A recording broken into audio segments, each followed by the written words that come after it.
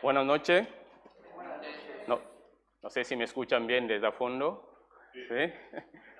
Vale, muy bien. Llevo más de 5 años que no llevo puesto una corbata. Pero bueno, entiendo que en esta ocasión es recomendable ponerlo. Vale, muy bien. Bueno, antes de entrar en el tiempo del estudio de la palabra de Dios, acompáñame, vamos a Dios en la oración y le pedimos su bendición para este tiempo. Vale, oremos. Padre Santo, Dios amado que estás en los cielos, Señor, te damos gracias por la vida, por la salud, por permitirnos estarnos aquí en tu casa, en tu presencia, para alabarte y glorificar tu santo nombre, Señor. Padre Santo, guíanos a toda verdad. Te pido por tu misericordia, por tu gracia, que me uses para ministrar bien tu palabra y que sea de edificación para tu iglesia. Padre Santo, guíanos a toda verdad, háblanos en este tiempo, confróntanos y te entregamos este tiempo en el nombre de Cristo Jesús. Amén. Bueno. El título que puse para compartir con ustedes esta noche, puse Días Oscuros. Días Oscuros.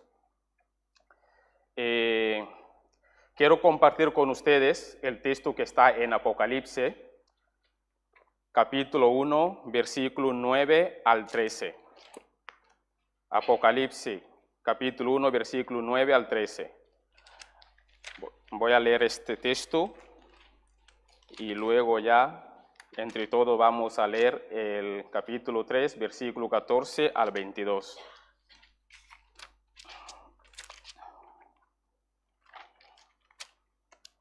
Vale, voy a leer el capítulo 1, versículo 9 al 13. Dice así: yo, Juan, vuestro hermano y copartícipe vuestro en la tribulación, en el reino y en la paciencia de Jesucristo. Estaba en la isla llamada Patmos por causa de la palabra de Dios y el testimonio de Jesucristo.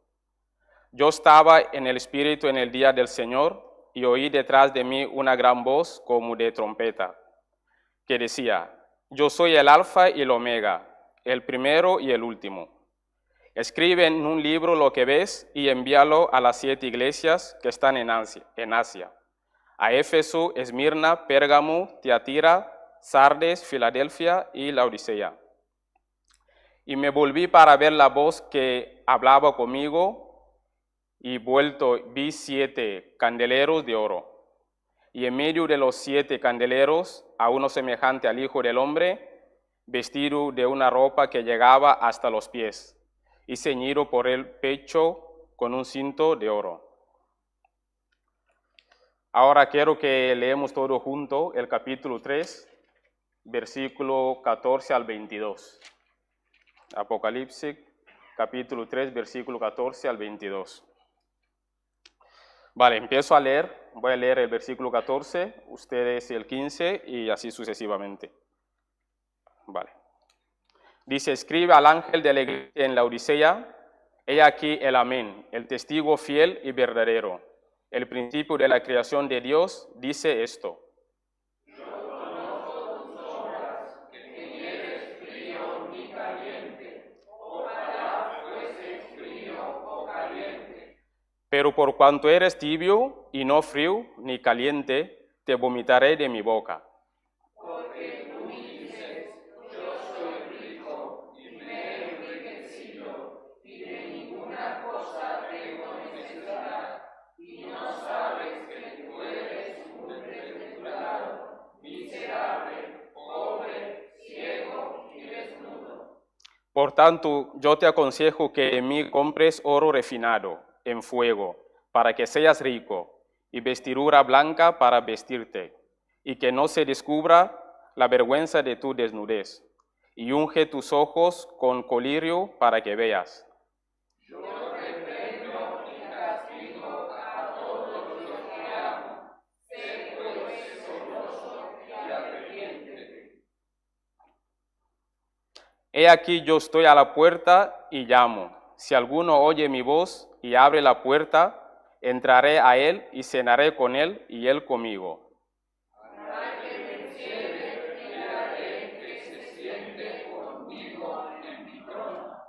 Así como yo he vencido y me he sentado con mi Padre en su trono. El que tiene oído oiga lo que el Espíritu dice a las iglesias. Hermanos, habían llegado los días más oscuros y amargos en la historia de la iglesia, en el primer siglo, desde que Nerón, a la edad de 17 años, en el año 54 después de Cristo, reemplazó a Claudio como emperador romano. Nerón era un hombre loco que ordenó el asesinato de su propia madre. 10 años después, precisamente el 17 de julio del año 64 de Cristo, se produjo la gran tragedia en la ciudad más grande y poblada del mundo, Roma, la capital del imperio. Fue criminalmente incendiada. Cuando el incendio terminó, 10 de los 14 barrios de Roma quedaron devastados por las llamas. Para Nerón, los 4 barrios que no fueran devastados, densamente poblados por judíos y cristianos, para él es el motivo suficiente para culpar a los cristianos y comenzar la verdadera masacre de los cristianos. Llegó el año 66 después de Cristo, estalló la guerra judía en Israel, en Cesarea Marítima, cuando una sinagoga judía fue profanada. Los celotes, que nunca habían estado de acuerdo con el gobierno de Roma, se rebelaron. Roma envió allí al general Tito para tratar de vencer ese motín. Año 68, Nerón es depuesto por el Senado romano y se suicida. Año 70 después de Cristo, la rebelión Israel es incontrolable. El general Tito invade Jerusalén, destruye el templo, arrasa la ciudad y promueve la mayor diáspora, dispersión de los judíos de todos los tiempos. Desde el año 70 después de Cristo hasta el 14 de mayo de 1948. Cuando Israel regresa a su territorio, en ese mismo año 70 después de Cristo, Vespasiano inauguró el Coliseo de Roma. A los 100 días de su inauguración, más de 10,000 creyentes fueron asesinados, con extrema crueldad, y arrojados a la arena, mordidos por perros, pisoteados por toros y devorados por leones hambrientos. Una verdadera masacre. En el año 81 después de Cristo, Domiciano asumió el gobierno de Roma. Se le llamaba el Nerón revivido, por su forma brutal que trataban a los cristianos. Fue este emperador quien deportó el apóstol Juan, entonces pastor de la iglesia de Éfeso, a la isla de Patmos, un lugar desierto y inhóspito. Vale la pena notar que a estas alturas todos los demás apóstoles ya habían muerto por la vía de martirio. Juan era el último representante vivo del colegio apostólico y ciertamente el propósito de Domiciano era silenciar su voz y arrojar un basurero de cal sobre la iglesia sufriente. Juan entonces llevado a la final de su viaje pastoral a esta isla, donde estaba solo, y todas las puertas han sido cerradas para él en la tierra. Sin embargo, cuando todas las puertas se cerraron para él en la tierra, Dios le abrió una puerta en el cielo y le dijo: te mostraré las cosas que deben suceder. De hecho, los hombres piensan y creen que tienen el control de la historia, pero el que tiene el control de la historia es el Dios Todopoderoso. Y lo que parecía ser el punto final de la historia de la iglesia, que sería la gota que colmaría el vaso y enterraría las esperanzas de la iglesia, allí Dios se revela a Juan y le muestra su plan para la historia, que se consumará en la gloriosa segunda venida de nuestro Señor Jesucristo. Era domingo, día del Señor, cuando Juan oyó detrás de él una voz como de trompeta que decía: escribe en el libro lo que ves y envíalo a las 7 iglesias: Éfeso, Esmirna, Pérgamo, Tiatira, Sardis, Filadelfia y Laodicea. Cuando se vuelve para ver quién le hablaba, no vio quién le hablaba. Vio los 7 candeleros de oro, vio las 7 iglesias, y en medio de las iglesias vio a uno como el Hijo del Hombre. Por tanto, el mundo puede conocer a Jesús en la iglesia o a través de la iglesia. El Cristo que vio Juan es el Cristo vencedor, el Cristo victorioso. Su voz ya no está ahogada por la sed, sino es como el estruendo de muchas aguas. Sus manos ya no están atadas al lecho, sino que sostiene a la iglesia. Cuando Juan vio a Cristo de gloria, cayó como muerto a sus pies, y el Señor puso su mano derecha sobre él y le dijo: no temas, Juan, yo soy el primero y el último. He aquí estuve muerto, pero vivo para siempre, y tengo las llaves de la muerte y del Hades. Hermano, no estamos aquí adorando al Cristo que estuvo vivo y murió. Estamos adorando al Cristo que estuvo muerto, pero resucitó y vive para siempre. En el primer capítulo, versículo 13, nos informa que Juan ve al Cristo glorioso en medio de las iglesias.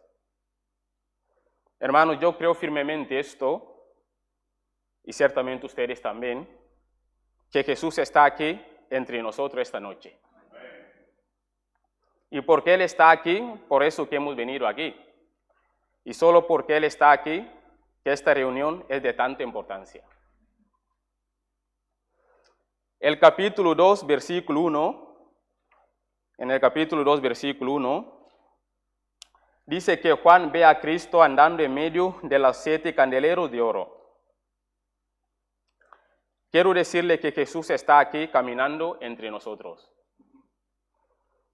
para sondarnos, para exhortarnos, para disciplinarnos, para corregirnos, para consolarnos y para hacernos promesa.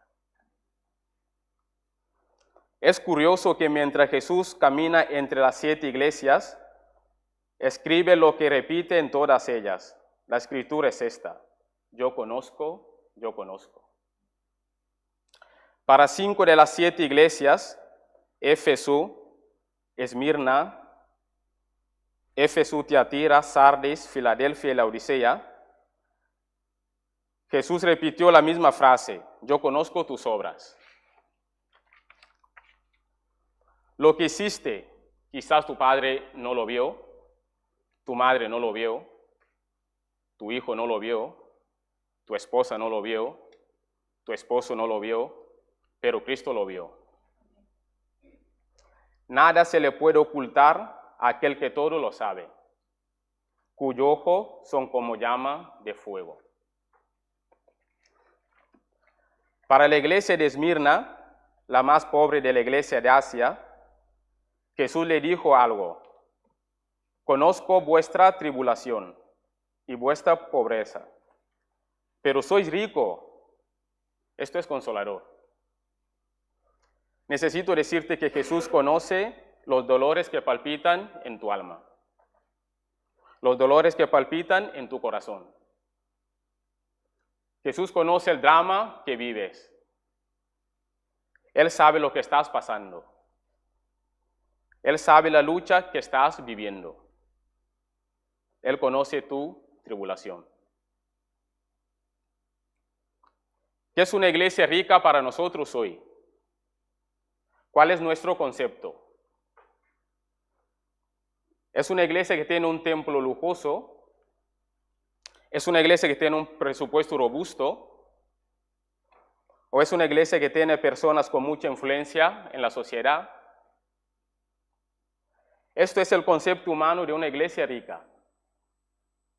Pero Jesús está diciendo que la iglesia de Esmirna es pobre en la tierra, pero rica en el cielo. Es pobre a los ojos de hombre, pero rica a los ojos de Dios. Es pobre financieramente, pero es rico espiritualmente. Curiosamente, para la iglesia más rica de Asia, la iglesia de la Odisea, que dice, soy rico, adinerado y que no necesito de nada. Jesús mira a esta iglesia y hace otro diagnóstico, diciéndoles, sois pobres, miserables, ciegos y desnudos. Lo que le importa a la iglesia no es ser rico a los ojos de los hombres, sino ser rico a los ojos de Dios. Para la iglesia de Pérgamo, Dios usa otra expresión, diciendo, yo conozco el lugar donde vives, donde está el trono de Satanás. ¿Por qué dice Jesús esto de Pérgamo? Posiblemente por dos razones.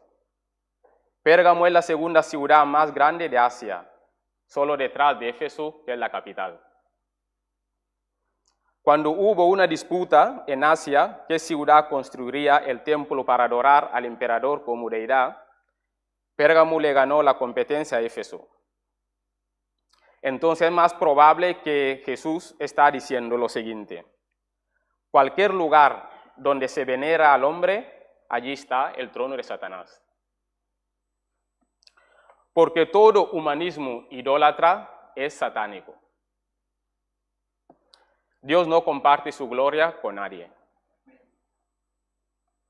Toda gloria dada al hombre es gloria vacía, es vanagloria, es idólatra, es abominación para Dios. En segundo lugar, Pérgamo albergó al culto a Esculapio, conocido como el dios de la curación. Las caravanas llegaban constantemente a Pérgamo buscando la curación en este dios pagano, en este ídolo pagano. La serpiente era la representación de Esculapio. Lo que posiblemente Jesús está diciendo es que donde quiera que el hombre hace una imagen, un ídolo, o se inclina ante ella, allí está el trono de Satanás. Dijo el apóstol Pablo, lo que hay detrás de los ídolos son los demonios. Pero lo maravilloso es que donde Satanás tiene el trono, allí Jesús planta una iglesia para adorar al Rey de Reyes y Señor de Señores.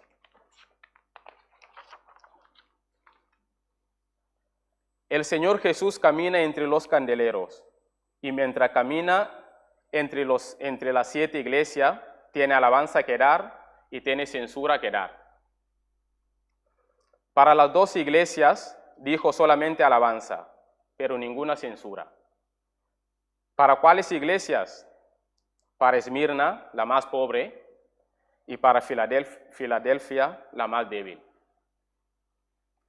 Jesús dice a la iglesia de Filadelfia, yo conozco tus obras.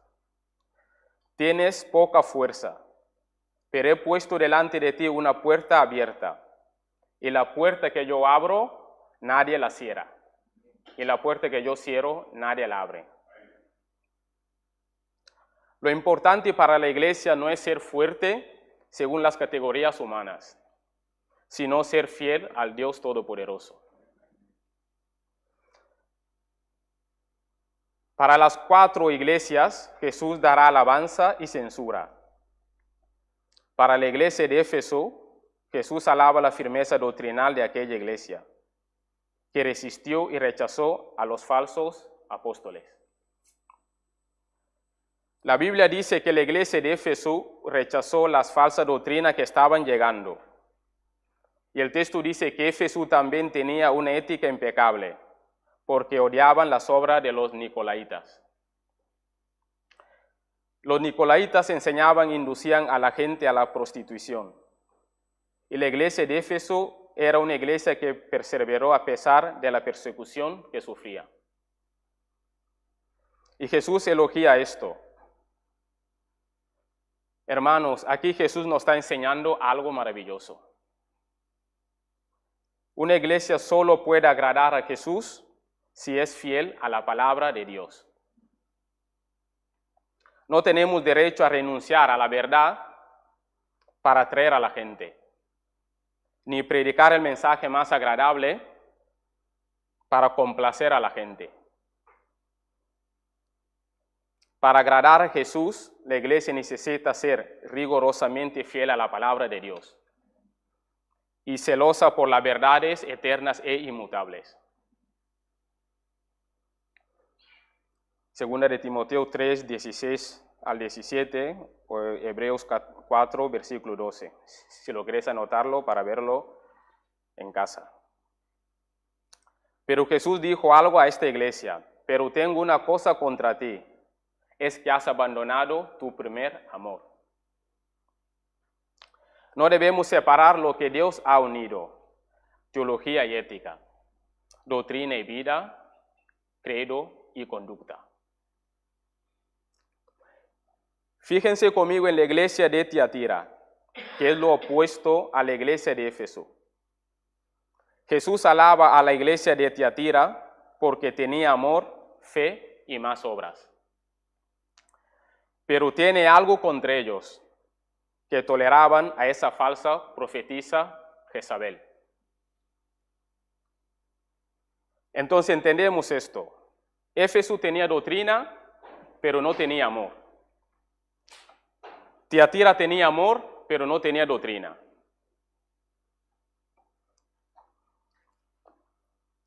¿Qué quiere decir esto? Podemos ser la iglesia más popular, la iglesia más acogedora, la iglesia más vigorosa en la comunión de la ciudad, pero si nos falta la sana doctrina, esta iglesia no agrada a Dios.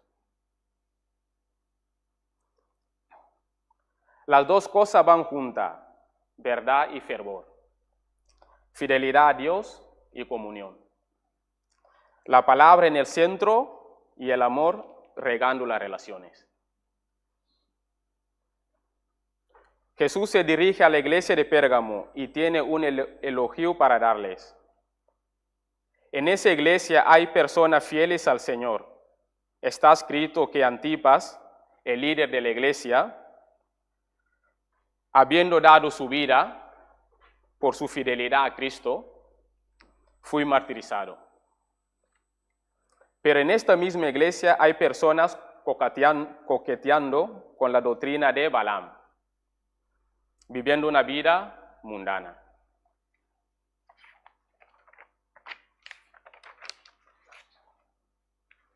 Hermanos, en la misma iglesia o en la misma congregación local, hay personas llenas de Espíritu Santo, hay personas que cojean en su fe y hay personas que viven en pecado. Y la Biblia dice que el Señor sabe los que le pertenecen. El Señor de la iglesia está diciendo: yo conozco, yo conozco. Jesús mira a la iglesia de Sardis. Esa iglesia tiene su nombre en la ciudad, la que vive. El que pasa por la calle se quedaba encantado con el entusiasmo, cómo cantaban, cómo celebraban, transmitían fervor. Y Jesús mira esta iglesia y hace otro diagnóstico. Y les dice: solo tienes el nombre que vive, pero estás muerto. Algunos están allí que no han manchado sus vestiduras, pero muchos están allí con vestiduras contaminadas. El diagnóstico de Jesús es diferente al nuestro. La iglesia que dice que es pobre, Jesús le dice que es rica. Y la iglesia que dice que es rica, Jesús le dice que es pobre. Y la iglesia que dice que vive, Jesús le dice que está muerta. Para la iglesia que es débil, Jesús dice, he puesto una puerta abierta para ti. Así que lo más importante no es lo que tú piensas de ti mismo o lo que la gente piensa de ti. Lo importante es lo que Jesús dice de ti. Jesús no tiene una opinión. Jesús dice la verdad siempre. Jesús tiene el diagnóstico. Yo conozco, yo conozco. Vale. Ahora le pido que vayan conmigo en el capítulo que hemos leído antes, para tenerlo de vista, el versículo 14 al 22, porque allí algo muy curioso está allí. Para una iglesia, la iglesia de Laodicea. No hay alabanza de Jesús para esa iglesia. La iglesia de Laodicea. Hay solo censura. Lo que más me choca, según ellos en su autoevaluación, dicen que son autosuficientes. Jesús miró para esa iglesia y no encuentra nada que alabar. Y este texto se puede dividir en 3 partes muy fáciles de entender. Del versículo 15 al 17, Jesús hace un diagnóstico. Segundo, en el versículo 18 al 20, Jesús hace un llamado. Tercero, en el versículo 20 al 22, Jesús hace una promesa. Es decir, diagnóstico, llamado y promesa. La iglesia de Laodicea tenía un buen concepto fuera y dentro, pero está causando náuseas en el Señor Jesús. No veréis ningún signo de pobreza material en esa iglesia. Pero entonces, ¿qué vio Jesús en esa iglesia que le causaba náuseas? Una cosa, es la falta de fervor espiritual. Poner la vida espiritual en piloto automático. Las cosas van sucediendo, todo va muy bien, pero no hay fervor.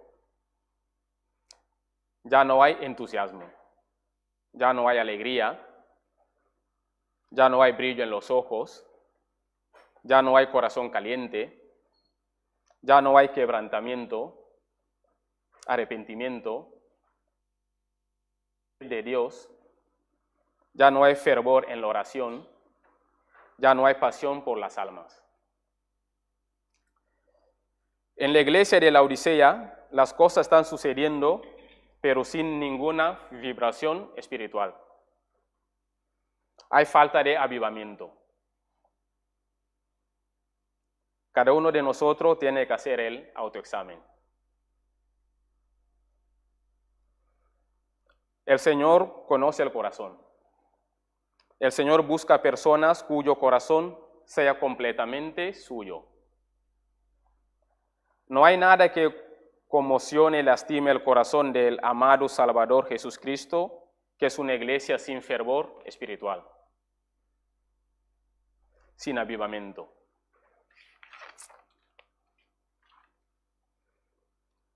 Jesús está diciendo, ¿quieres avivamiento? ¿Quieres fervor? ¿Quieres reavivar las brasas cubiertas de cenizas que hay en tu corazón? ¿Quieres que ese fuego vuelva a llenar tu vida de entusiasmo? Entonces es a mí a quien tienes que recurrir. Solo yo puedo devolver el fervor a tu corazón. Hermanos, Jesús es la solución para la iglesia. Jesús es la medicina para la iglesia. Y la respuesta para la iglesia es Jesús. Ahora viene el versículo 19 del capítulo 3. Versículo 19 del capítulo 3 del Apocalipsis, que dice así: yo reprendo y castigo a todos los que yo amo. Sé pues celoso y arrepiéntete.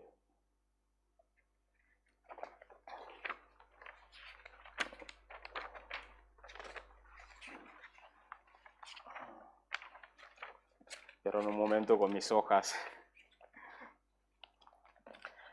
Jesús dio una declaración que hacer y una orden que dar. Y la declaración es esta: yo reprendo y castigo. Jesús está diciendo, ¿sabe por qué estoy siendo duro contigo? Es porque te amo. Porque no me desisto de ti. Morí y resucité, fui al cielo y derramé el Espíritu Santo en vosotros, no para producir un creyente apático y tibio.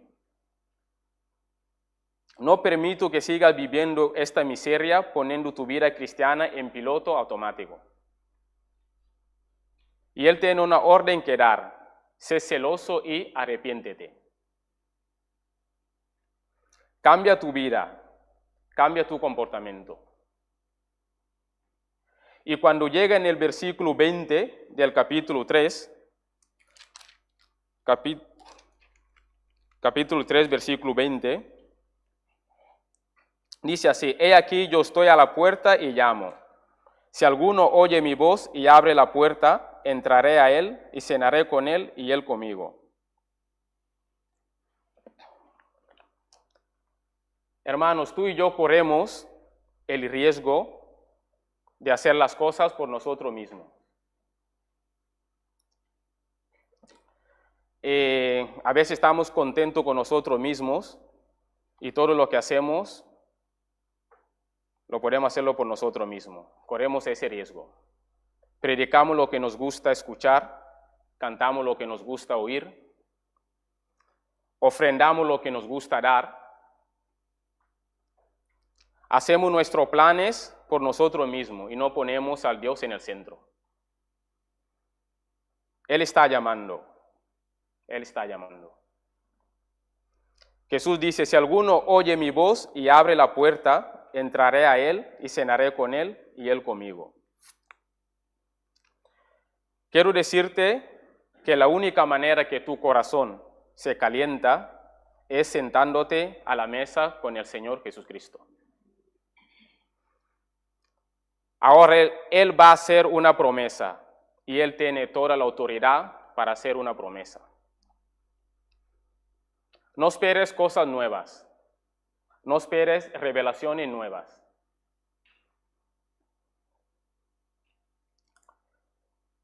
Porque la revelación, la última revelación de Dios para la iglesia es Jesucristo. Y eso lo podemos ver en Hebreos capítulo 1, versículo 1 al 2, que dice: Dios, habiendo hablado de muchas veces y de muchas maneras, en otro tiempo a los padres por los profetas, y en estos postreros días nos ha hablado por el Hijo. Es decir, que la revelación fue progresiva. Si no escuchas a Jesús, ya no tienes esperanza para tu vida. Y dice: estas cosas dice el testigo fiel y verdadero. ¿Sabes lo que significa eso?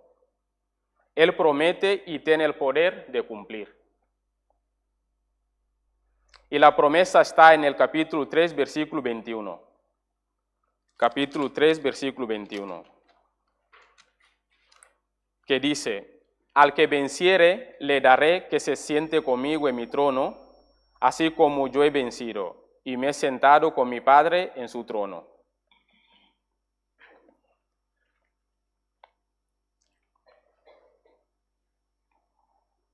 El que tiene oído, que oiga lo que el Espíritu dice a las iglesias. Pero ¿quién se sentará públicamente con Jesús? El que sienta íntimamente con Él. Y termina diciendo, el que tiene oído, oiga lo que el Espíritu dice a las iglesias. Hermanos, ¿por qué están muriendo muchas iglesias evangélicas en diferentes partes del mundo? Porque no han oído lo que el Espíritu Santo les dice.